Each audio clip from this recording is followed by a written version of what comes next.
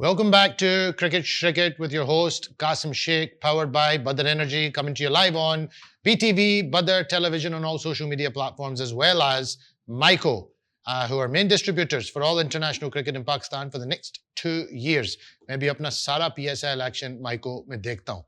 अच्छा शाहजेब, ब्रेक से पहले के आसिफ और नसीम भाई के साथ बात ये हो रही थी, इन डेप्थ डिस्कशन हो रहा था on mental health. We're talking about Naseem Shah. You know, he's done a tweet. He's had a big fine, 20 million rupees. He's now got a very serious injury. तो ये जो सारी चीज़ें हैं, ये mentally भी काफ़ी ज़्यादा pressure हो जाता है. मैं आपको पूछने चाहता हूँ, आपने high level cricket खेला है, to the point कि आप pinnacle में आ गए थे, पाकिस्तान के लिए भी खेलने चाहते, लेकिन वो नहीं हुआ.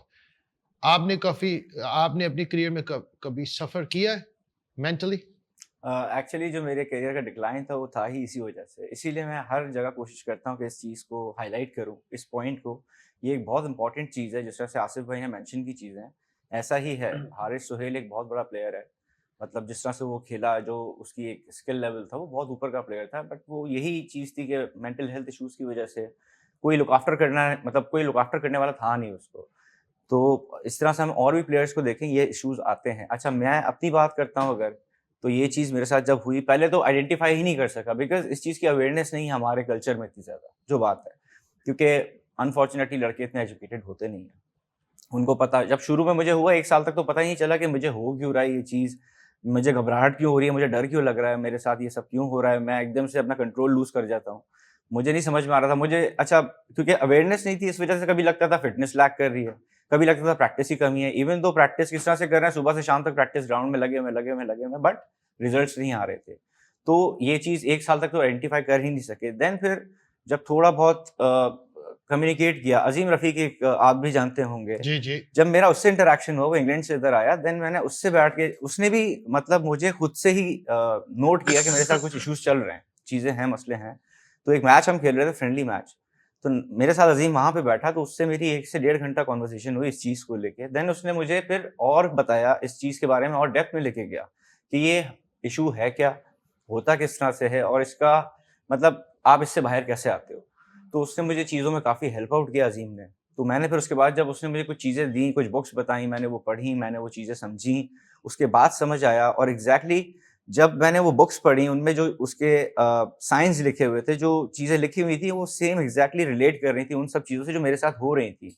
तो तब जाके थोड़ा-सा समझ में आना शुरू हुई कि मुझे इश्यू है क्या. ना ये फ़िटनेस का मसला था, ना ही मेरे प्रैक्टिस का इश्यू था, ये इश्यू ही टोटल मेंटल का, मतलब मेंटली इश्यू था सारा. जो आपकी मेंटल हेल्थ इफ़ेक्ट होती है, और उसके पीछे रीज़न्स क्या हैं, जैसे बात हुई, नेगेटिव कमेंट्स आपको जब मतलब दिए जाते हैं, नेगेटिव तरीके से आपको डिस्कस किया जाता है, आपको बहुत ज़्यादा बुली किया जाए, ट्रोल किया जाए, आप अच्छे हो उसके बाद भी आपको बुरा बोला जाए, तो ये चीज़ें आपको बहुत ज़्यादा इफ़ेक्ट करने लगती हैं. तो अगर आपने किसी को अप्रोच किया था, फिर जब आपको थोड़ा सा समझ आ गया था, did you come back, did you approach somebody to say I am struggling with my mental health? बिल्कुल, जो मेरे जिनसे मैं क्लोज़ था, जो मेरे सीनियर्स थे, जिनसे मैं क्लोज़ था, मैं उनके पास गया. मैंने उनसे रिक्वेस्ट की कि मुझे ये मसला आ रहा है. तो 2 ही लोगों के पास मैं गया था. तो जब 2 लोगों के पास गया, उनकी तरफ से मुझे होता है ना कि हँस के टाल देना, कि मज़ाक में बात को उड़ा देना, कि इसके पास चले जाओ. मतलब वो मज़ाक के कॉन्टेक्स्ट में बात की गई, वो ये नहीं कि हेल्पिंग पर्पज़ से बोला गया. तो जब वो चीज़ हुई, तो फिर मुझे और शर्म सी आने लगी. फिर वो चीज़ सर्कुलेट हुई मार्केट में एकदम से कि मेंटली तौर पे फारिग हो गया.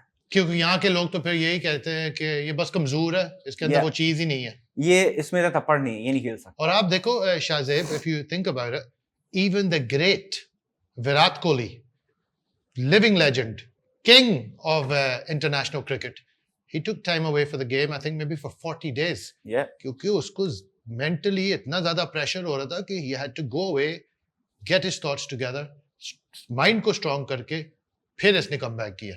बिल्कुल ऐसे. देखिए, ब्रेक जो होता है ना कासिम भाई, इस चीज़ की अगर हम मैक्सवेल की बात करें, जब वो ब्रेक पे गया, नसीम भाई ने उसकी बात की थी कि अभी जैसे इन्होंने भी मतलब मेंशन किया चीज़ को कि मैक्सवेल ने भी इस चीज़ को बताया आपने जब, और उस मैच से पहले वो मैन ऑफ द मैच हुआ था, मुझे आज भी याद है. जब वो ब्रेक पे गया, उसने जब बोला कि मुझे मेंटल हेल्थ इश्यूज़ हैं, उसने, मुझे याद है कि उसने फील्डिंग में 2 कैचेज़ बड़े ज़बरदस्त लिए थे, उसने बैटिंग में बड़ी ज़बरदस्त बैटिंग की, 2 आउट भी किए थे उस मैच में.